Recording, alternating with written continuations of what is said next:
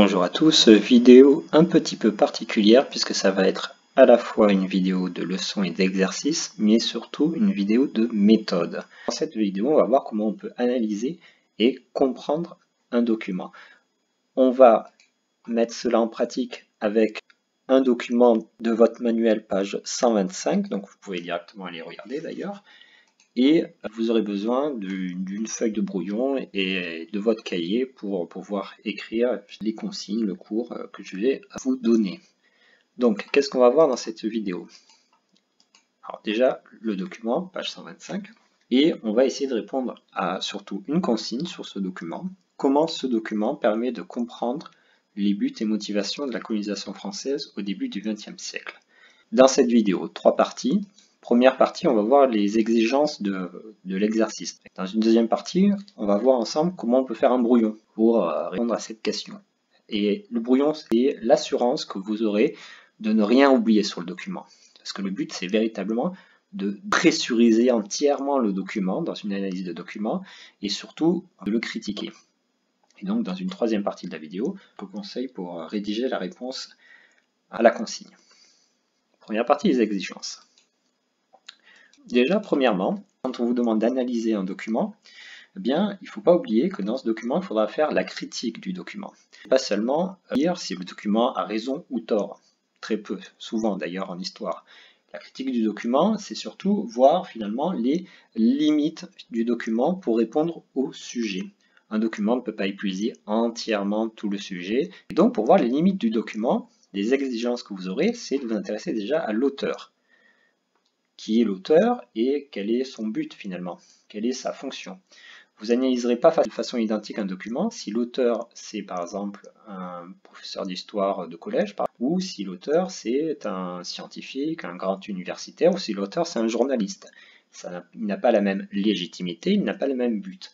Deuxième chose très importante, c'est qu'il faudra s'intéresser aussi à qui est destiné le document. C'est souvent ce que vous oubliez dans une analyse de document.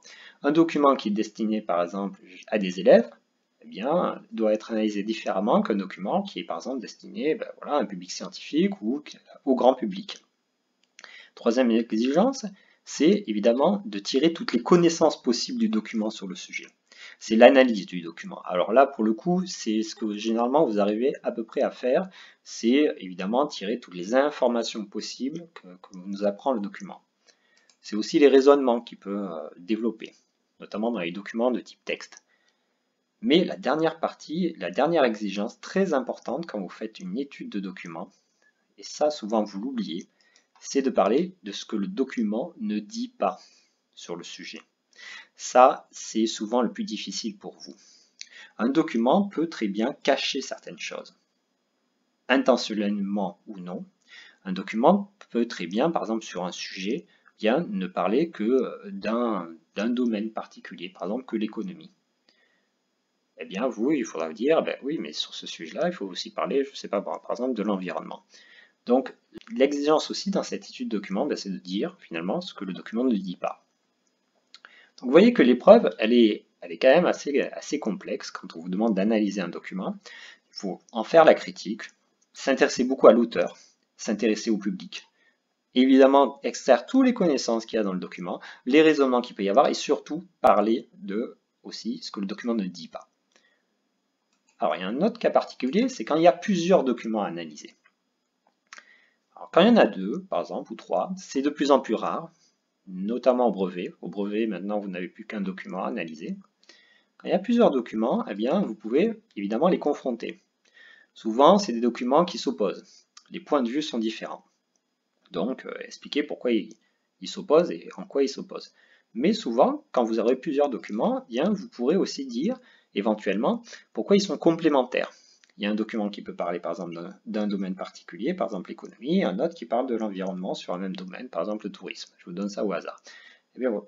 Donc, quand il y a plusieurs documents, il ne faudra pas oublier dans votre analyse de documents de vous dire voilà, en quoi ils s'opposent ces documents, en quoi ils sont complémentaires. Alors, la dernière exigence quand vous avez un document, c'est peut-être la principale, c'est de vous mettre dans la tête qu'il faut que vous considériez que la personne qui va lire votre document, votre enseignant par exemple, eh bien, elle n'a pas le document sous les yeux. Il faut donc tout lui décrire Et limite même, la personne, elle ne connaît même pas le sujet. Il faut expliquer aussi le sujet. Et à la rigueur, considérez que la personne qui va lire votre document, votre enseignant, ben, il est un peu débile, il comprend rien. Alors, ça c'est hyper important, c'est que quand vous avez un document, il faut tout expliquer. Et ne pas considérer qu'il y a des choses qui vont de soi. Vous avez le mot colonisation, vous expliquez ce qu'est la colonisation. Vous considérez que votre enseignant ne sait pas ce que c'est que la colonisation.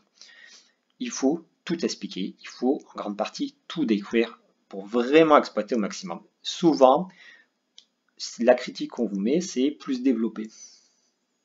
Bah oui, voilà, c'est quand vous venez plus développer, c'est que vous n'avez pas tout expliqué. Et ça, c'est souvent votre péché mignon, ce que vous oubliez de faire.